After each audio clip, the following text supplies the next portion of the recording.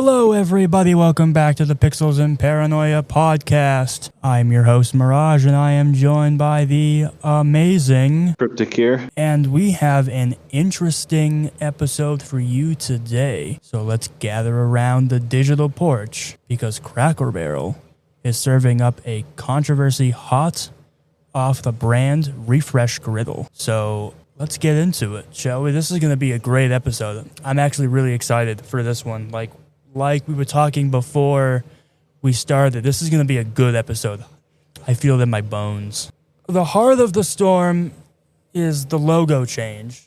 Cracker Barrel dumped its iconic old-timer man leaning on a barrel and went with a more modern text-only logo, supposed to work better on digital platforms. But people are calling it woke, and yeah, they're calling it woke. Seems like it also might be a little bit political. Seems like the liberals weren't exactly impressed either. There's some financial backlash involved.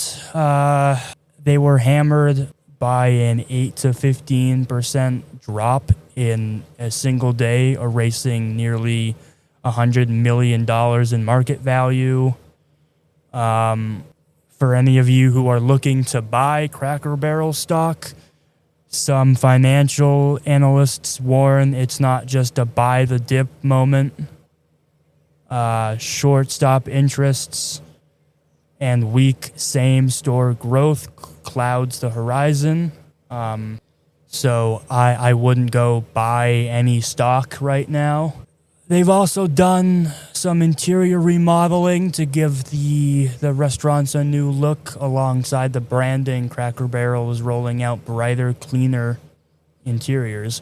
Cleaner interiors, which is just ridiculous. They're swapping the rustic look with all the little trinkets and charms and stuff for a more minimalist, modern design, which that part I agree with. A lot of the TikToks that are saying you've ruined it because that was the whole theme. You can't just redo your theme after however long. You guys have been a restaurant for a very long time. You can't just up and decide you want to change your theme. So rightly so, people are getting kind of furious about it. I didn't realize that Cracker Barrel had loyal fans. I don't know how you can be a loyal fan of a restaurant. Although I did spend 4 years devoting myself to a Wild Wings restaurant, so I guess I'm not one to talk. The company insists that these changes reflect customer and staff feedback. Who is asking for these? I know that I'm not asking for it. A former employee turned brand designer called the shift brand suicide, saying removing Uncle Herschel severs emotional connection with their customers.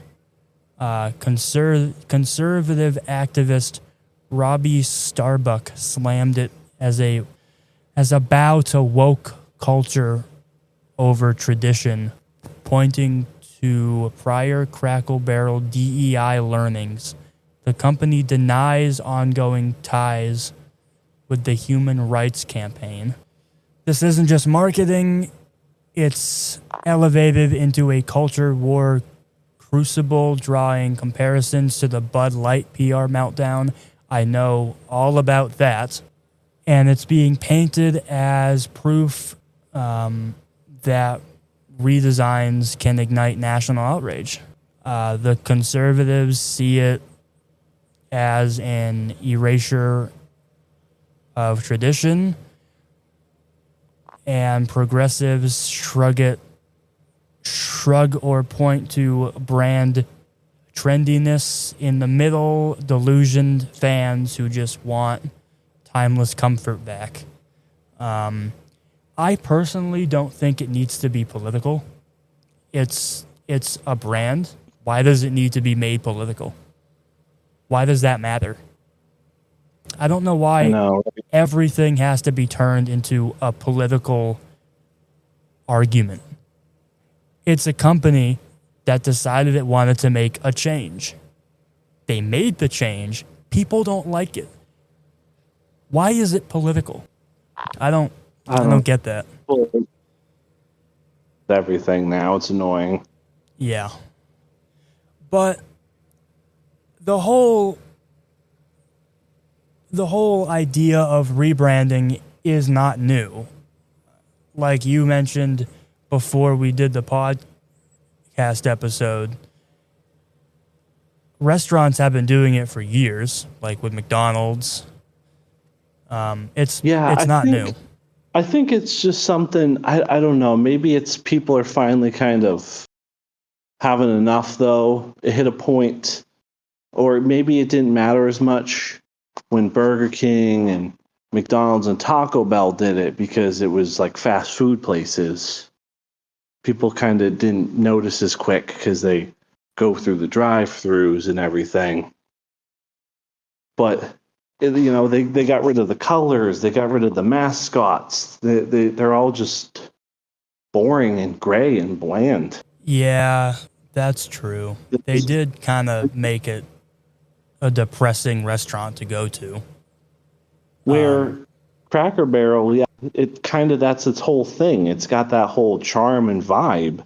So suddenly, just like turn into this bland white and gray, it looks like a Burger King in there. Yeah, it's almost like if Texas Roadhouse just up and decided they didn't want to do a lot of what they do anymore. Isn't that the place where they shuck the shells on the floor? Is that? Yeah, and now they don't do that as much, but they still have the whole Texas cowboy vibe going Yeah. on. Yeah, it's like if they just decided to rebrand and no longer represent cowboys because it's offensive to other people. Longhorns like that too. It's all nice and dark in there. Yeah. They got all the Wild West stuff up. It looks cool. It's cool, Gives it some character or charm. Right. Not every restaurant needs to be boring and bland and depressing. I always liked going inside the Crackle Barrels and like looking at all the things they have on their walls. Oh man, I haven't been in a long time. Didn't they have like advertisements or something in their menus, or was that Cheesecake Factory that did that? I don't remember Cracker Barrel doing that, but I haven't been in like 10 years, so I don't really know. Oh, yeah, it's been a long time. It's possible, but I don't really know how this will end. I mean, I think Well, didn't McDonald's face a lot of backlash too, or was that kind of overlooked They've been because it's a facing fast? that was kind of initially overlooked, but they really have been facing backlash because, yeah, they've lost all their character and charm, and then they overcharge their food thinking people love it, and it's like, no, a lot of people bought your food because it's cheap. Well, yeah, they got rid of the value menu, right? Is that what it was called? Yeah. The value menu? Yeah.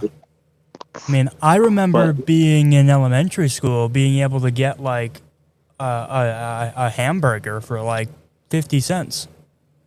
They're literally convinced people absolutely love their food. And it's like, nah, man, we bought it because it was cheap. Yeah, we like it because it's cheap. We don't buy it because it's good.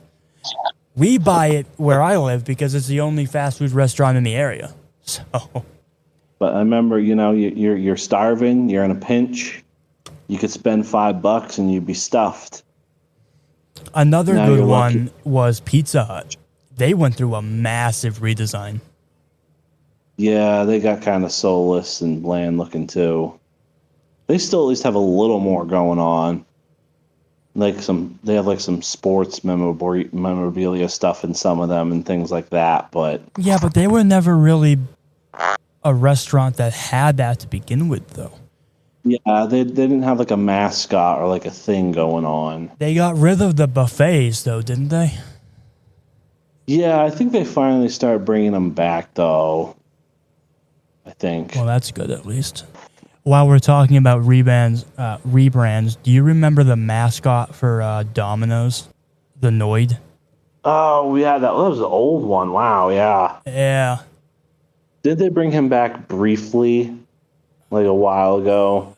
I think so. It was introduced in 1986. They ran the slogan "Avoid the Noid." That kind of turned him into a villain you wanted to dodge. It worked in the 80s. It became a recognizable pulp culture figure. And for a while, people really loved him. But it took a dark turn in 1989. I don't know if you know this. A man named... Yeah, it took a dark turn. Sensitive material warning, insert here. A man named Kenneth Lamar Noid, who shared the same last name, became convinced Domino's was personally mocking him, and he ended up taking hostages in a Domino's in Atlanta, demanding $100,000 and a meeting with the company. Thankfully, no one was hurt, but the incident got huge media coverage, and after that, they retired the Noid for a while. Over the years, it's made occasional comebacks for nostalgia campaigns or social media content. But the original character is forever tied to that weird advertising and the real world. Fun fact, though, the Noid has made appearances in video games, comic books, and memes over the years. So I guess you could say that guy was annoyed. Oh, where's my drum effects now? Here. I got a perfect one for that joke. There we go. He was annoyed. Oh, that's great. Yeah. I think he probably was, honestly. They've gotten rid of like all the mascots over the years. I know Ronald McDonald was kind of creepy to people, so they kind of slowly faded. Grimace was a bit worse than Ronald McDonald was. Grimace was just a blob that just stared menacingly at you. Was he like a chunk of Play-Doh or something? What the hell was he? I think he was Play-Doh, yeah. Like, I never really knew. He was just some... Or the Hamburglar. The Hamburglar. That at least made a little more sense. That was like a dude that stole cheeseburger. Mayor McCheese, was that the cheeseburger-headed? Yeah, I think that was it, Mayor McCheese. So, Grimace made its appearance in 1970, but he wasn't always the friendly, four-armed, lovable blob that we know today. Originally, he was called Evil Grimace, had four arms, and he loved to steal milkshakes. He was a milkshake thief. Later, McDonald's decided that that might be a little too edgy for kids, so they rebranded him as a gentle, lovable character, keeping his purple hue but dropping the whole villain thing. Over the decades, Grimace became part of the McDonald Land crew, hanging out with Ronald McDonald, the Hamburglar, and the Fry Guys. The Fry Kids. Is there like a duck or something too? I think the name was Birdie. Birdie. Yeah. That's funny. Evil Grimace would steal milkshakes. Didn't know that was a thing. Oh man, one that you might probably almost forgotten about. Remember the Taco Bell Chihuahua? Oh man, yeah. I think they dropped that. How old is that? Oh man, that last time I feel like I remember seeing that had to have been like 20 years ago.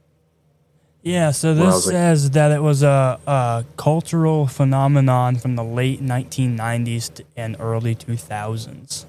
It was introduced in 97. It became the face of Taco Bell with a catchphrase, I can't even pronounce.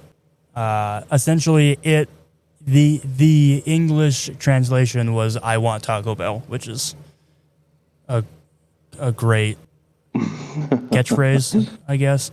Fun little tidbit though: the voice was voiced by someone who was in Reno 911 and the Fairly Odd Parents. The twist though is the Chihuahua in the commercials was actually a female dog named, I'm gonna totally butcher this, Gidget, I don't know, something like that.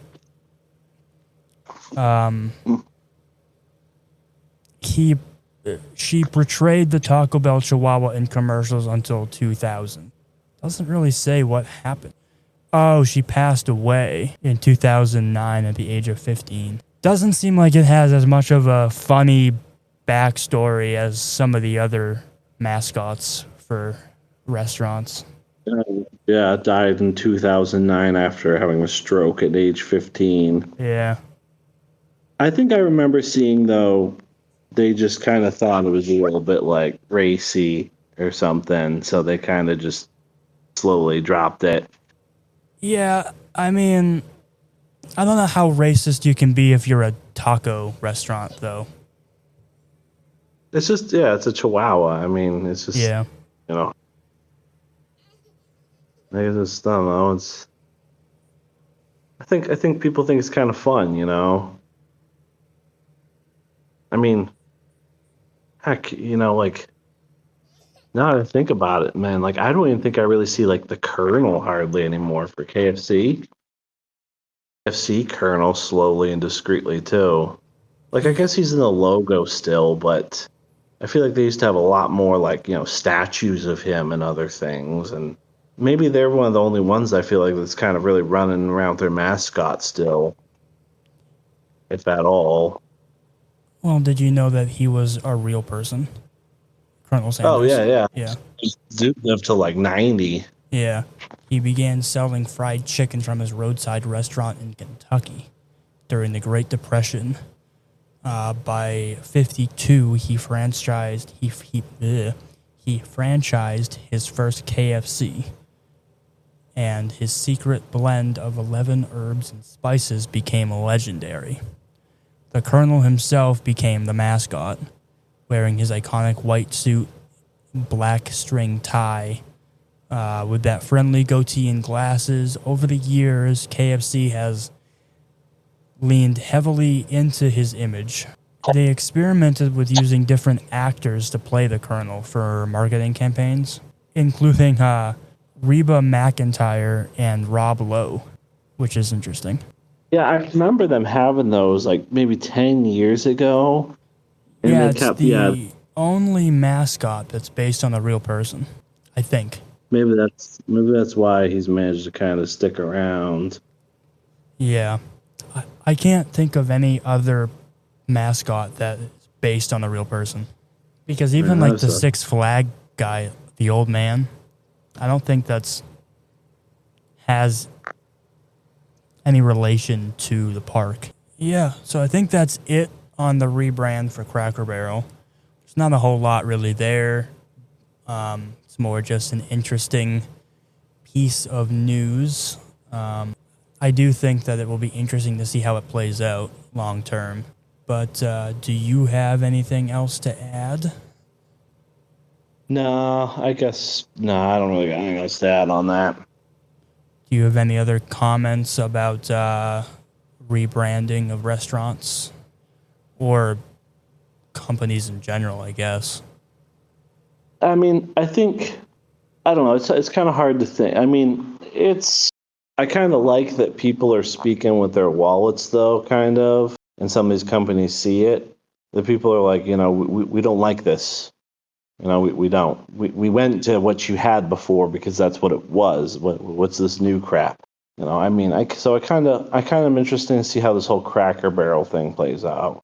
I feel like, unfortunately, like a lot of things, they're just going to double down and not change it back.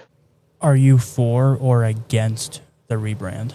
I think I'm against it. I think they should just left it what it was at. That's kind of what it was known for. That's what people liked. It's already good. There was really no reason to change it. Yeah, that seems to be the common consensus here. Maybe what I'll do is I will ask you guys to leave a comment on what you think. Do you think that it should be rebranded into something more minimalistic? Or do you think they should have kept it the hell alone? I tend to agree they should have just kept it, because why change it? I don't think it really needs it. But with that being said, if there's no other comments from you about anything, I think we're good to wrap this episode up. So, with that being said, if you guys have enjoyed this episode, we would be greatly appreciative if you could leave it a rating. Like I said, drop us a comment whether or not you think the rebrand is a good idea. And give us a follow on whatever platform you are listening on. It goes a long way, and we are greatly appreciative. So with that, I have been your host, Mirage, and we will see you all in the next episode.